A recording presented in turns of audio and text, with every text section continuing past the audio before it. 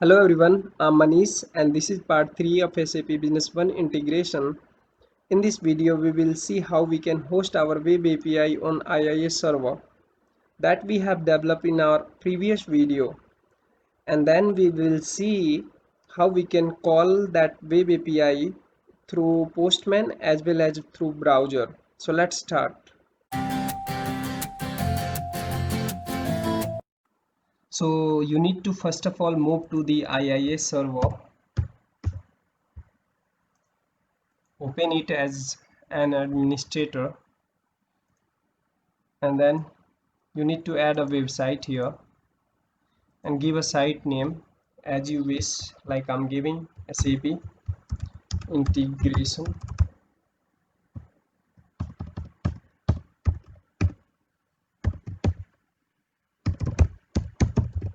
local.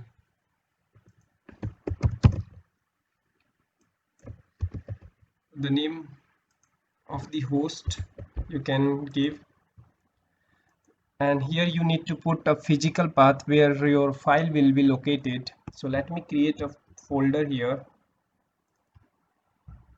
in a pub and then www root, create a folder.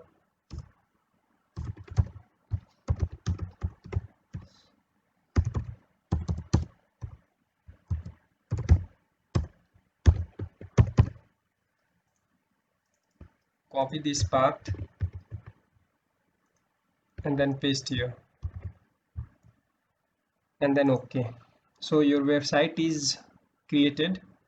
One more thing you need to do is copy this folder website name or host name and come to the C drive and then Windows and then system 32 and then driver and then etc and then right click on host file and add it with notepad++ because it is not being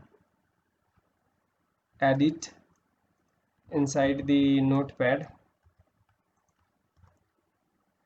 I have already checked that one, so it's my suggestion to add it with notepad++. Just paste the host name with this IP.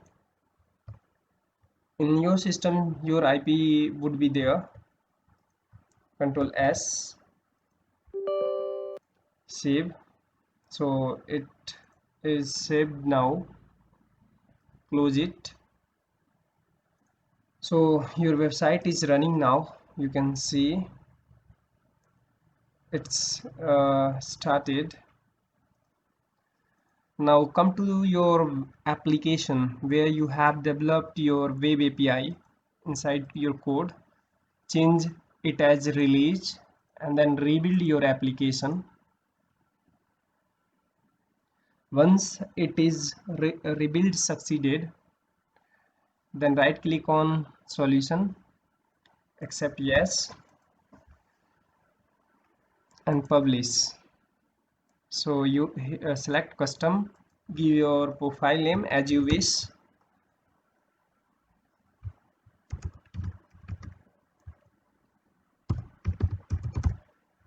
Okay, and then server name here, localhost.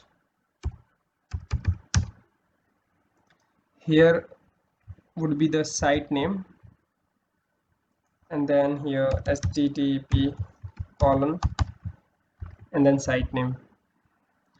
You need to validate your connection. It's okay, and then move to the next step. Exclude file from the app data folder, and here you can create a DB connection. Although we have created in web.config file, but you can do from here also. So let me put my server name here, that is this one. Sorry, yes, and SQL server authentication here. In case of yours, you will put your SQL server authentication. Let me select here database name, non-SAP database, and then test connection. You can see the connection succeeded. Okay, okay. Here, use this connection string at runtime. Update destination web.config. Suppose you have already created a connection db connection string inside your web.config file. It will replace, as you can see, once you will check this option. Now next, and you can preview your files from here. So you can see all these files are created at that folder publish. So it is being published.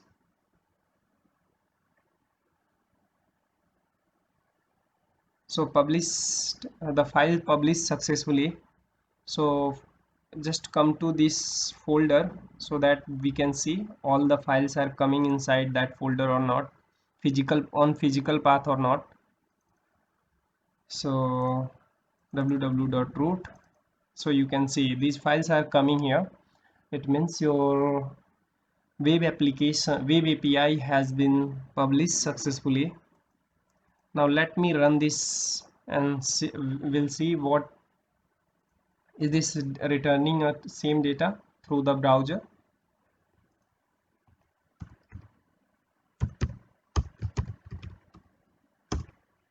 So you can see we are getting the same data on the browser in JSON format. So let me call it this API through the postman.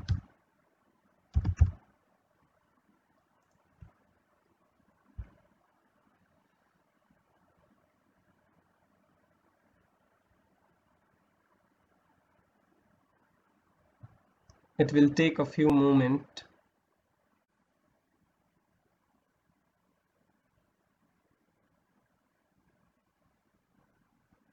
So my postman is now running. I'm going to paste my URL, and this is our get API. So we'll select get here, and then we will run this API.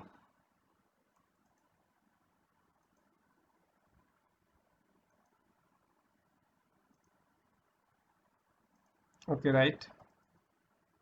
Let me hit the API.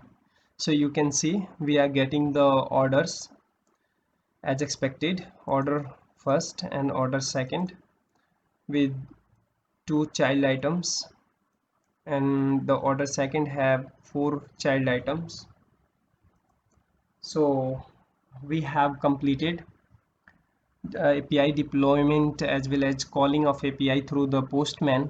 So now in my next video we will see how we can consume that API inside our Windows services, so that we will schedule our Windows service to call this API and add that order detail inside the SAP Business One. So don't forget to watch our next video also, and please subscribe for upcoming video. Thank you for your watching.